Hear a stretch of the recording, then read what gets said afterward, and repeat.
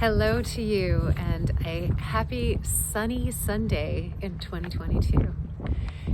I came across a really fantastic term this week as I was reviewing some articles about New Year's resolutions and why maybe we should just not use that word for this year. Maybe that we should approach this with a little more kindness and compassion, as well as a little bit more realistic expectations of where we are and what to expect of ourselves as we enter this new year. And I came across an article that was published in the New York Times earlier in 2021, and it had some additional articles afterwards about a term called languishing. So languishing, this article was written by Adam Grant, and the term was actually brought by Corey Keyes, who's a sociologist. He's the one that named this sort of experience of it's in between the extreme of depression and the more positive polar of thriving as a human. In between is this space of where you're just kind of meh. Okay, just like meh. You keep really finding it hard to motivate, finding it hard to focus. You're indifferent about your indifference. I sound like anybody you know? So really, time moves and fits and starts. You are having challenging moments of finding yourself able to tap into joy.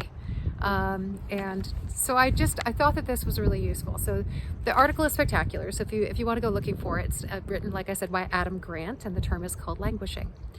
So this term, valuable because as we go through the time that we have gone through where we're processing so many different things, right? We've gone through so many emotions that are ups and downs, and it really helps us to navigate in our lives when we do this, when we can say, it is this. I understand what that is, and here's what I know about that. Here's what skills I can bring to this to go through it with a little bit more clarity and sort of self-reliance around what's going to be in your control to help contribute to you feeling better, as well as some things that you need to know that you need to bring into your life as resources. Name it to tame it. So languishing. So when we're in this space, some of the things that research has shown, number one, is that those that have experienced languishing are more predisposed to having worsening of mental health challenges, including post-traumatic stress disorder. That sounds like something we should all be a little bit wary and thoughtful about for ourselves. Also those that were a little bit more thoughtful about staying connected to experiences that brought them meaning and moments of what's called flow, that acted as a bit of a buffer against languishing. So interesting, how do we then bring that into our everyday lives then, if we are experiencing this sort of meh of languishing?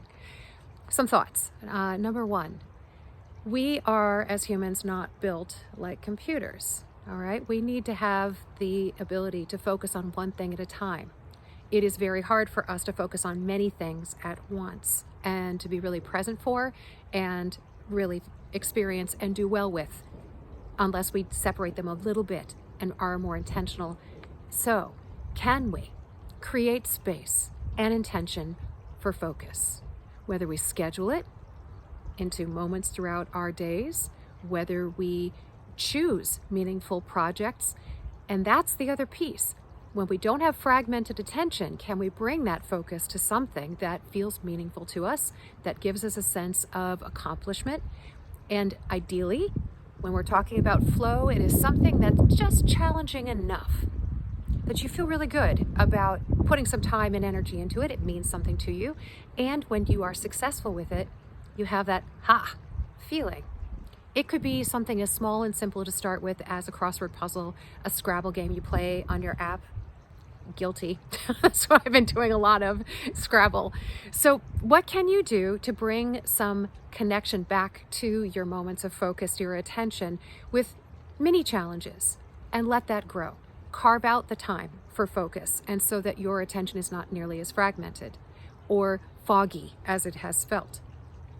Find those moments of flow, whether you are listening to music, whether you are in a creative process, whether you are in the midst of a project or a conversation. that you lose a sense of time and of place. That is flow. Okay, so that's very important for us to look for that anyway as part of our thriving, is looking for more moments of flow. Other things, let's talk about this being a time where we think about how we move into this year with more consciousness, compassion, and an intention to be kind around realistic expectations of ourselves.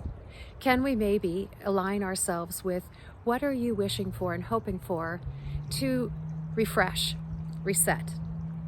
So rather than resolutions, like something is broken and that has to be fixed, or going into it with this energy that most of us just don't feel is available to us, how about a reset, refresh? As well as thinking about some things you might be excited to put some energy into that would make you feel better altogether. So, what are those resets? What are those refreshes?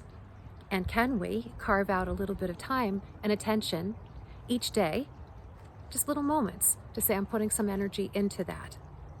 Maybe it's multiple things. So again, languishing, name it to tame it. Get curious about that, okay? Go take a little bit of time to research a little bit about this, as well as what can we individually do and collectively do to foster happiness, more moments of joy and flow, to support us thriving. It's going to take attention individually, as well as taking time collectively, because we're all moving through this in fits and starts. The roller coaster continues. So I would love for us to continue to give some energy and attention to fortifying flow. Yeah.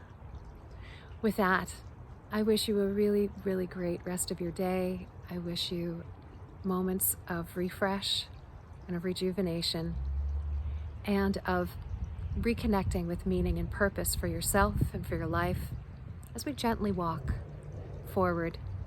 Maybe we work towards thriving in our lives. Until next time.